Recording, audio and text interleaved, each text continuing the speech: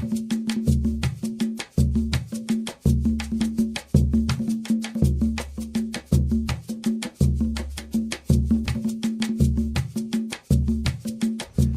nombre es Carlos Adalberto Angulo Góngora, soy del municipio de Tumaco, del Consejo Comunitario de Rescate de Las Varas. En este momento vamos a tratar de hacer un pequeño planteamiento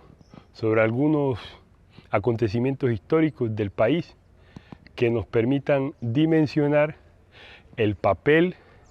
y nuestra participación por la reivindicación de derechos históricos de nuestra comunidad en este país. En ese sentido nos vamos a remitir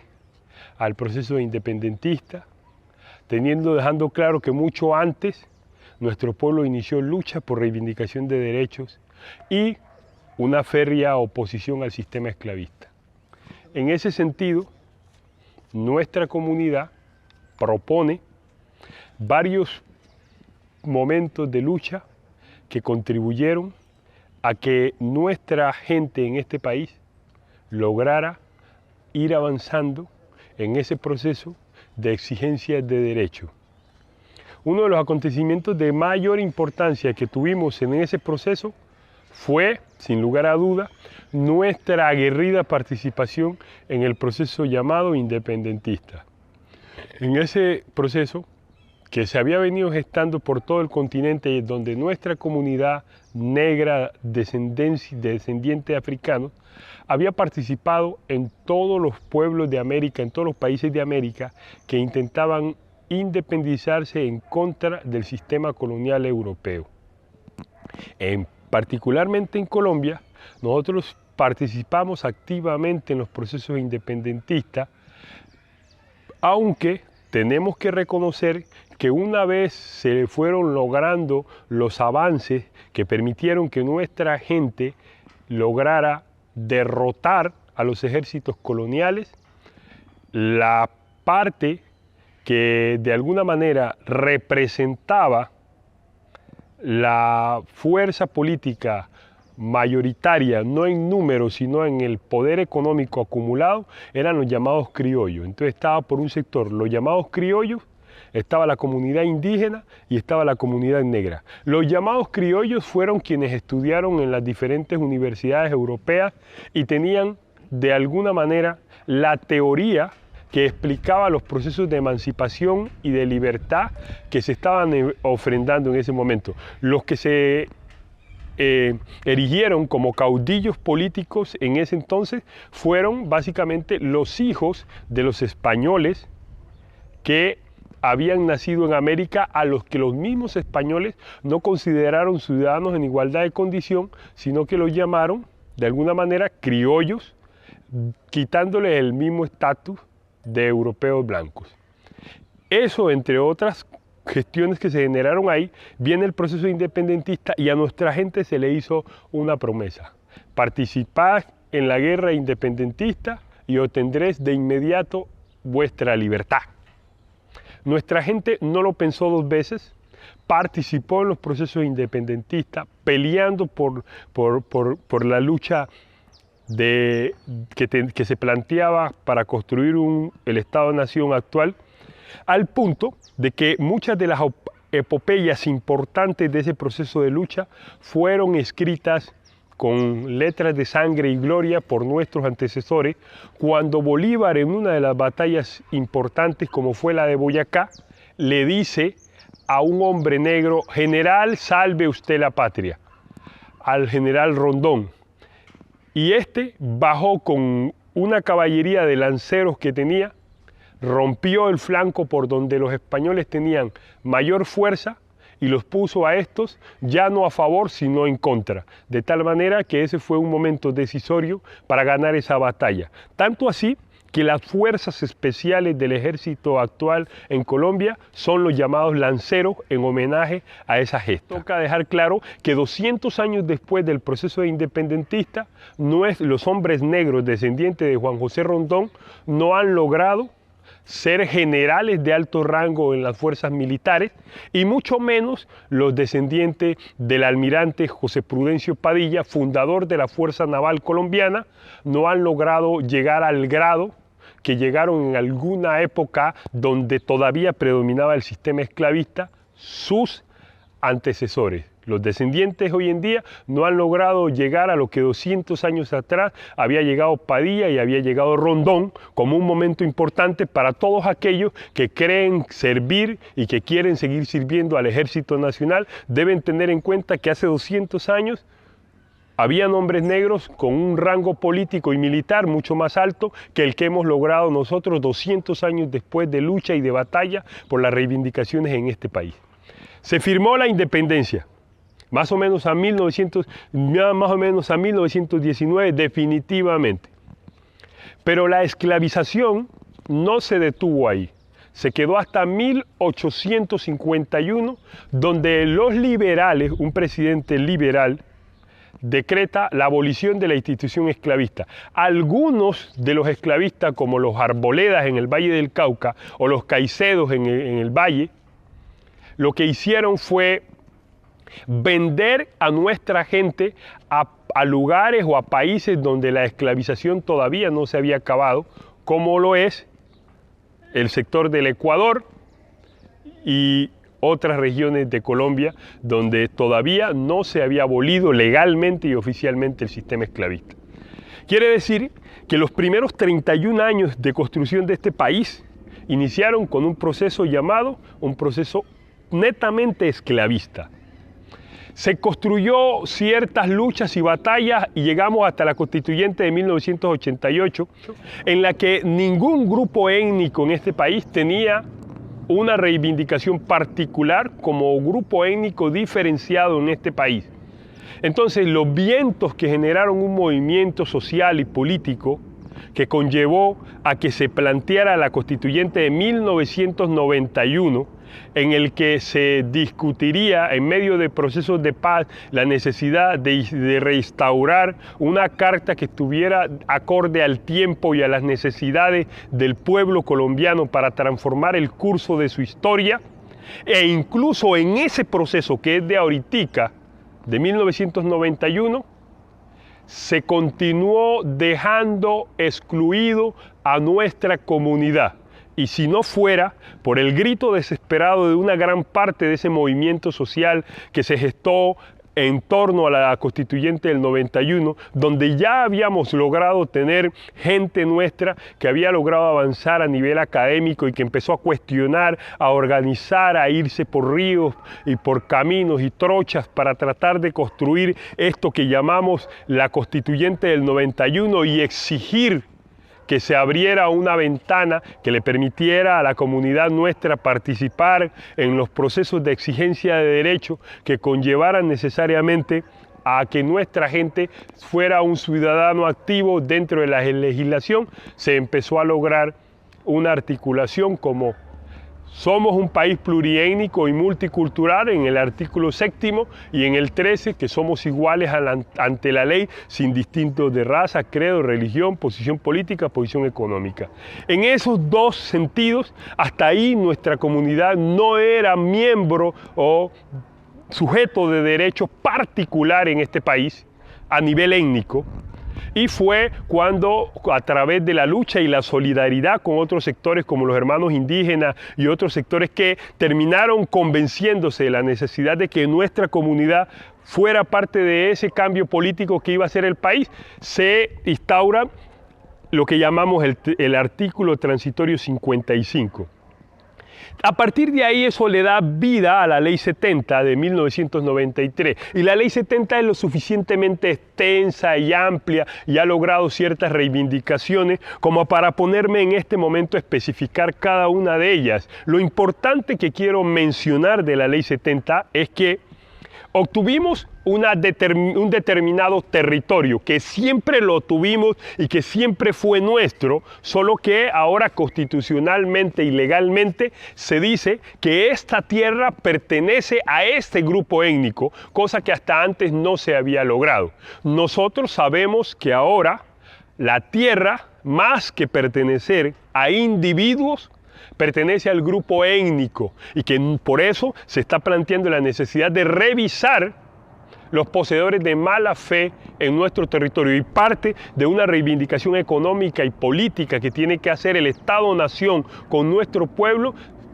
parte por reivindicar, sanear y permitir que los territorios puedan tener un progreso económico fundamentado en la creencia y en la necesidad de resolver las contradicciones de su sector, de cada comunidad. En ese sentido, se instaura la Ley 70 y a partir de eso se vienen haciendo otras añadiduras, por así decirlo, otras reivindicaciones que van. Entonces tenemos la Ley 70, tenemos 1745, si no estoy mal, que es la reglamentación de los consejos comunitarios, tenemos las 2 curules por suscripción especial de comunidades negras, y tenemos la consultiva de alto nivel y tenemos la consulta previa como instancias del poder organizativo de nuestra comunidad que estarían encargadas de contribuir a mejorar las condiciones de vida en el territorio. El Consejo Comunitario en su asamblea es la responsable de la administración del territorio. La consulta previa es una instancia que permite que cuando se vaya a ejecutar un proyecto en nuestra comunidad, esta tenga que ser consultada tanto en el territorio como por medio de la institución creada para ese fin. La consultiva de alto nivel, que es más el nivel que le han dado a nivel de palabra que el nivel político que tiene, ya que ninguna de las instituciones del Estado, ni los ministerios, ni las demás instituciones respetan ni mucho menos reconocen los planteamientos y los acuerdos que se hacen en nombre de la comunidad nuestra para mejorar las condiciones, sino que nos han tenido como un escenario de desgaste, se evapora el tiempo y no se construye realmente los elementos de trascendencia política que necesita nuestra comunidad. Entonces, en ese sentido, y finalmente quiero mencionar algo que me tiene realmente molesto, y es que la suscripción especial de comunidades negras plantea la posibilidad de que nosotros tengamos 2 curules en la Cámara Baja, en la Cámara de Representantes, con la intención de que cada una de esas curules pueda permitir la construcción de un partido político. Y esos 2 representantes serían los guardianes de la Ley 70 y de las reivindicaciones de nuestro pueblo en este país. Sin embargo, hasta el momento no hemos tenido ningún proyecto político comunitario que llegue a ocupar esas curules y que se ponga al servicio integral de las reivindicaciones y de las necesidades de nuestra comunidad. Es por ello que nosotros hoy estamos manifestando. Lo que necesitamos es un proceso de organización colectiva que logre convertirse en los representantes de nuestra comunidad en la Cámara de Representantes, valga la redundancia. ¿Por qué? Porque se ha llegado allá como individuos a espaldas de un proceso que tiene que ser colectivo, comunitario, donde se van a llevar las exigencias de la comunidad a discutirlas en el debate nacional. En ese sentido, lo que finalmente puedo plantear como de gran importancia es que tenemos que darnos la tarea de conocer una versión de la historia que nos permita, con lujo de detalles, identificar las deudas históricas, las contradicciones que ha tenido este país con nuestro pueblo y el papel que hemos jugado nosotros mismos como miembros de una comunidad que siempre y cuando no esté clara políticamente, no entienda políticamente su importancia en la participación de esa transformación de nuestra sociedad, seguirá como rueda suelta en la Cámara de Representantes y no apostarle a la consolidación de un proceso político comunitario que nos permitiera a nosotros implementar la Ley 70 y cada uno de su reglamentación, cada uno de sus artículos, como es la implementación de la Cátedra de Estudios Afrocolombianos, un balance y el poder que nos permita organizar al territorio, el poder político suficiente para que los gobiernos entreguen el dinero correspondiente al plan de desarrollo de comunidades negras y que eso permita que nuestras comunidades dejen de seguir siendo una de las regiones más empobrecidas del continente americano en las orillas del Océano Pacífico, porque a ese grado es que nos ha llevado la política económica de este país, convertirnos en una región empobrecida, donde la esperanza de vida no depende de lo bien que te has cuidado y de los hábitos saludables que has tenido, sino que depende de la suerte que tengas, bien sea porque logres llegar a la vejez sin que ninguno de los miles de grupos armados que existen en nuestro territorio te asesinen, o porque lograste tener los recursos para ir al médico en uno de los hospitales del interior, ya que en nuestra región carecemos de servicios de agua potable, aunque es uno de los lugares que más llueve en el mundo. Carecemos de los servicios médicos, aunque no debería ser así. Carecemos de el acceso directo a la alimentación, ya que las políticas económicas del Estado colombiano le propusieron a nuestra comunidad dejar la agricultura fundamentada en el pan coger y en la satisfacción de nuestras necesidades básicas individuales a nivel familiar,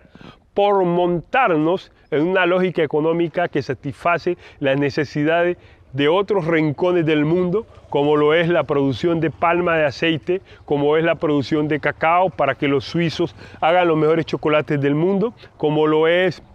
la producción de todo lo que tenga que ver con el monocultivo, incluyendo a la coca, que no voy a dejar de decir que sigue siendo una minoría ínfima en el territorio, solo que por producir un nivel alto de violencia ha generado todo el ruido que genera y que ha permitido que se nos catalogue a nosotros como región productora de coca, pero al mismo tiempo vemos que estamos rodeados de una miseria que ha generado esas políticas económicas y que aquí no vemos si somos productores. La pregunta es, ¿deberíamos ser ricos? Y no hay esa sinergia entre la abundancia de la producción y nuestra riqueza, porque estamos dentro de la estructura de ese sistema de explotación que los productores primarios nunca van a obtener el verdadero precio justo que merece, independientemente de si sacamos oro en el Chocó o si producimos coca en lo largo y ancho del Pacífico. En ese sentido, la invitación, porque no puedo hacer una exposición sobre estos motivos y sobre todos los agravios que han cometido en contra de nuestra comunidad, sin poder hacer un planteamiento que puede ser posiblemente lo que llamaríamos una posible solución. La posible solución inicia fundamentalmente con que nuestra comunidad hoy está en la obligación de educarse, fundamentando su nivel de educación en la historia,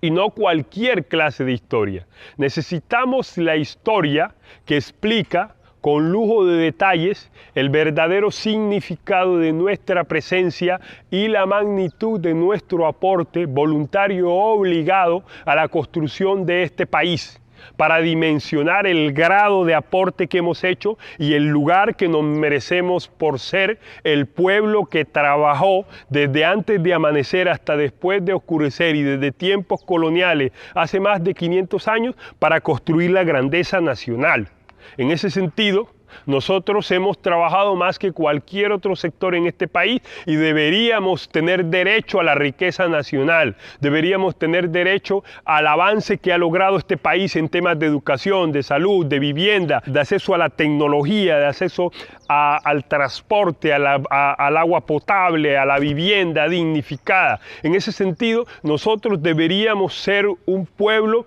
que debería recibir el fruto de su aporte y de su trabajo. Sin embargo, las políticas económicas del Estado colombiano se orientan a seguirnos tratando como si fuéramos una colonia de Colombia en la costa pacífica, y eso lo han hecho sobre el principio de que somos un país centralista, y ese eslogan de que somos un país centralista indica que se expropia la periferia nacional, se expropia los recursos naturales de las regiones y se lleva y se concentra esa riqueza en el centro. Entonces el centro del país, digamos el norte de Bogotá, se vive como los países más ricos del mundo, mientras que en la periferia se vive como en los países más pobres del mundo. Por ejemplo, las clínicas más importantes de Bogotá están al nivel técnico, científico y tecnológico de las más importantes clínicas de cualquier país del mundo. Pero los hospitales del Pacífico tienen el nivel de atraso, empobrecimiento, infraestructura, al igual que los hospitales de los lugares más pobres del mundo. Y esa es la contradicción fundamental que tiene Colombia, que mientras en La Guajira la obra de mayor inversión que ha construido es las minas de Cerrejón para explotar los recursos naturales de esa zona, como lo es el carbón, la obra de mayor inversión que han construido en Buenaventura, en el Pacífico, es sin lugar a duda el muelle de Buenaventura y la carretera. Pero al mismo tiempo, la obra de mayor inversión que ha construido el Estado colombiano en Tumaco es precisamente esta. Todas las instalaciones que tienen que ver con Ecopetrol, los tanques de Ecopetrol, el oleoducto de Ecopetrol, la gabarra de Ecopetrol, todo lo que tiene que ver con la extracción del petróleo. Entonces, en ese sentido, cuando uno ve que las obras que se construyen en la periferia nacional solamente están destinadas a la explotación de los recursos naturales, cabe aclarar que los teóricos decoloniales han planteado como estratégica fundamental: los países colonialistas solo construyen en sus colonias la infraestructura que les permite la explotación de sus materias primas. O sea, al Estado colombiano solo le interesa construir en nuestra región la infraestructura que le permite explotar nuestros recursos naturales sin redistribuir absolutamente nada a nuestras regiones para que su gente mejore las condiciones de vida. En ese sentido,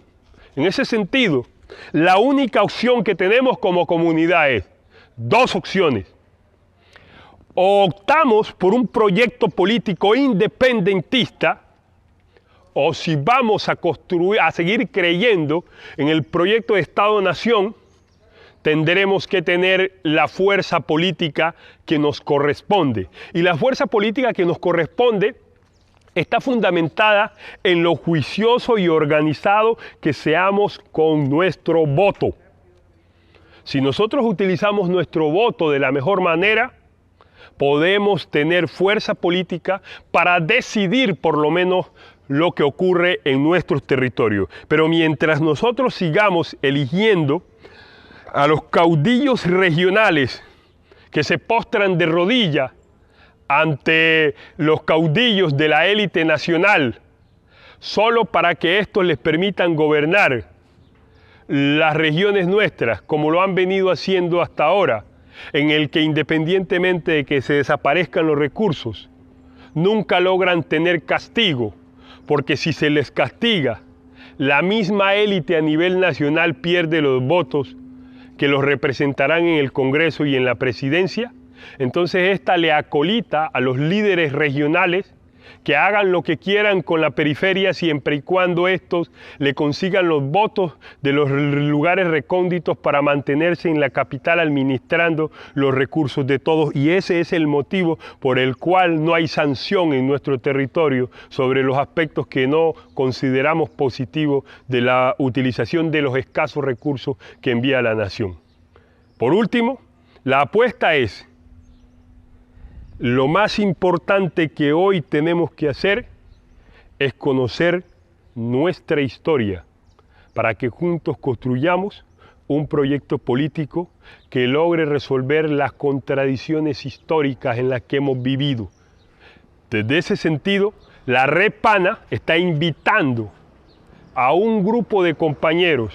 a los sectores políticos organizados, a la gente del territorio, a construir esa fuerza política que va a cambiar la historia del territorio y que consolida